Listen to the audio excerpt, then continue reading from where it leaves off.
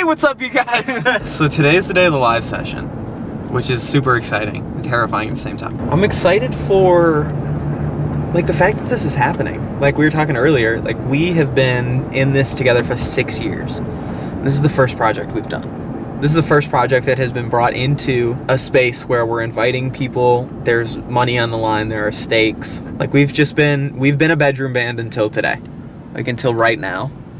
We're just a couple of dudes who like say we do this. We built this on the precedent of, I don't want to do singer-songwriter and I don't want to do soul. And I know that these songs and these melodies and these structures can fit into both, but not exclusively. How do we marry those two ideas? How do we marry those two elements to be something that is definitive and has a sound? I think the beautiful thing that we've been able to take away from this record, everything that we've put out so far, like there really isn't a demographic that it misses. You know, older generations than myself can listen to this song and find familiarity in its arrangement. You know, younger people that are closer to my age and generation, and I think the context in which young people listen to music, there are familiar and unfamiliars that I think allow people to be intrigued. I don't think that anybody is excluded from the opportunity to hear the way that we've put this record together, which I don't think a lot of people try to do.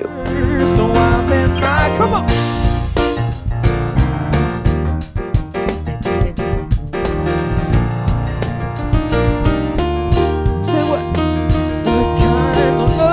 I think there are albums and songs that are so great for the context of specific groups of people or specific generations or specific genres. And I think what we've tried to do, in some ways incredibly successfully and in some ways very much the opposite. These songs can be played in any context. They can be played anywhere. Anybody can turn this on in their car and hear some context of what they know and what they understand and what they love. And it won't be perfect, right? But that really has been the macro of what we tried to do over the last 2 years.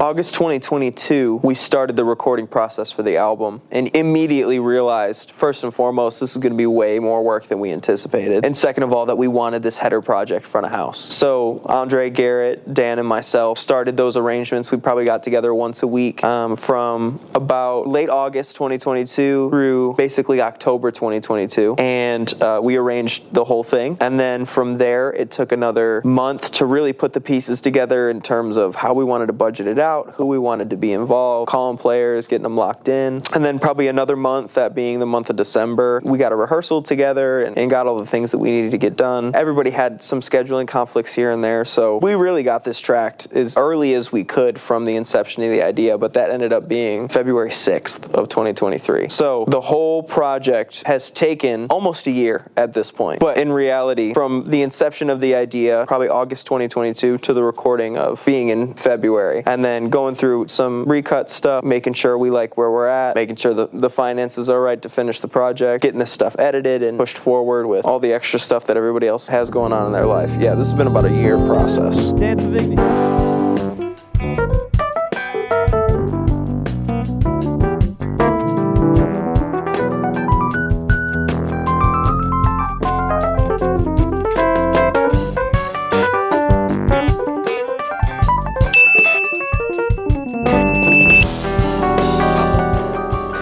Dan is someone I met on accident. He's one of my great friends. 2 years ago, I just went out to this local jam. I wouldn't consider myself a well-versed musician, nor would I say that's my goal. So I kind of ended up at this jam session on accident. This white kid just gets up and slays the keys for 15 minutes.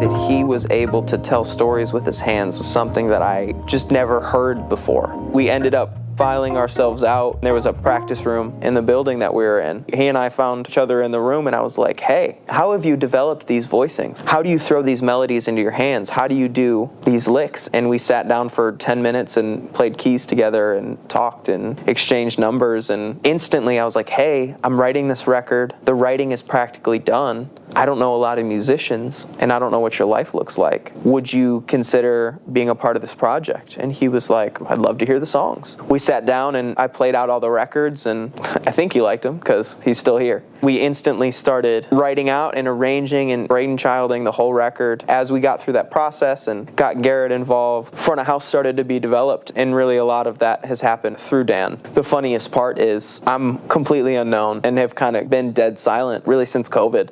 And Dan currently, as we speak, is hopping back on a tour bus to do another 20-show run with Buddy Guy, who is one of the biggest blues musicians of all time. And this 23-year-old kid is just like in the corner of the stage. He probably does shows that are 50, 60,000 and kills it every night like it's nothing. And then he comes home. We go back to my studio in my little third-story apartment, and we work on soul singer-songwriter stuff. To be around that kid is an immense privilege, musically and relationally.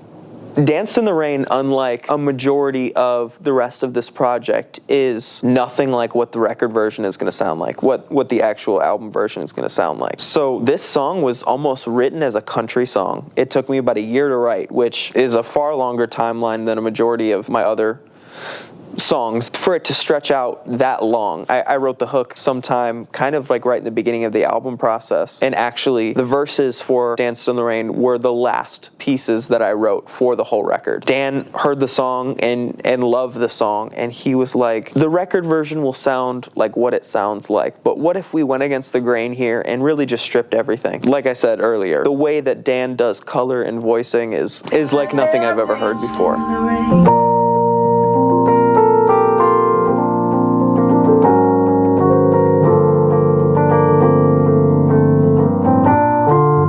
Giving him the freedom for me to kind of, just carry the song and tell that deep story of this like regretful reminiscence of relationship. Talking about the struggle of sobriety and talking about the struggle of coping with death, really, the loss of a loved one. No, not physically, thankfully, right? This person is still very much alive, but for, the utter and complete removal of that person from your life after just a really long, deep, loving, intimate relationship.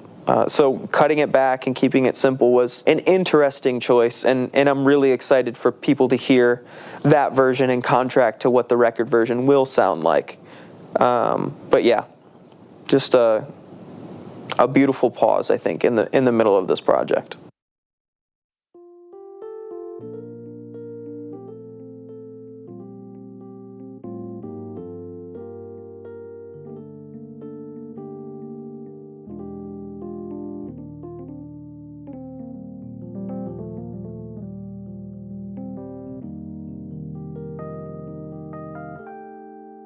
Darling, I'm sorry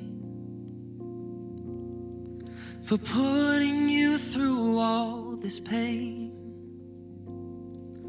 Lovers made strangers, rooms full of anger, and walls built up the same.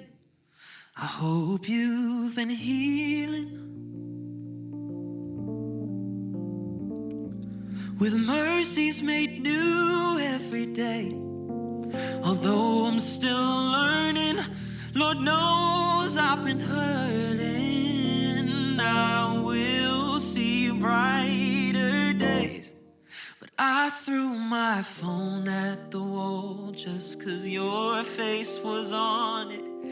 I can't erase what you've already forgotten. I want you to know that I still feel the weather, and I'm so afraid I might love you forever. I dream of those nights when we fought in your driveway, where you were safer than swerving on highways, and when you looked over with a smile on your face just to say we should go dance in the rain. But I couldn't take my eyes off your face. And there in that moment, like God had spoken it, I could see why your mama gave you the name Rain. Like these tears now pour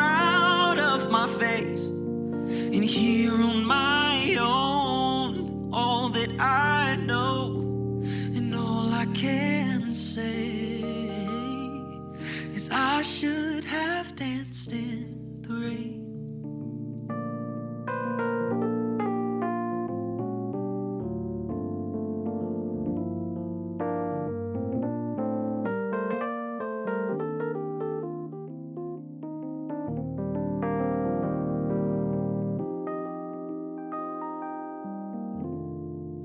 Darling, I'm anxious,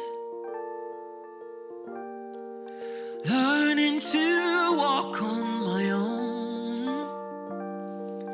We were a union, then only children, 2 kids from broken homes, and damn were we clueless, learning to walk, to live, to run, to make it, or maybe just to manage. I know those days were fun when I hid my heart in the walls.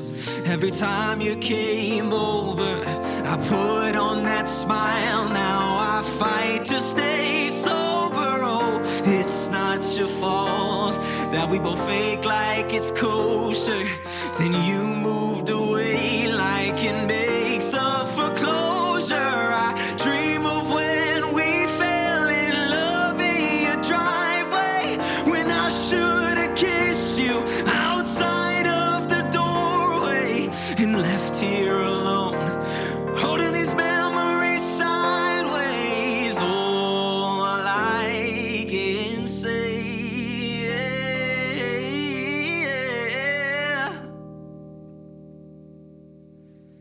is I should have danced in the rain.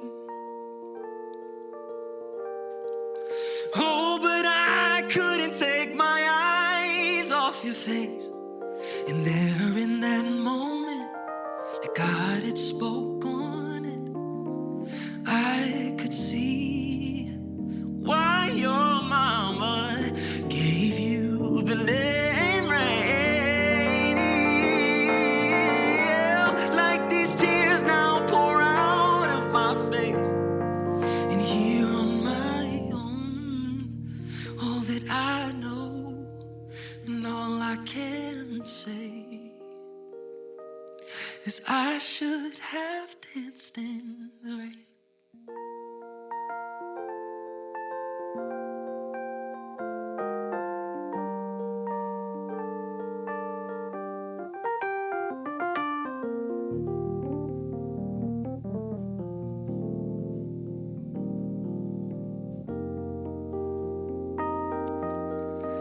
I should have danced in the rain.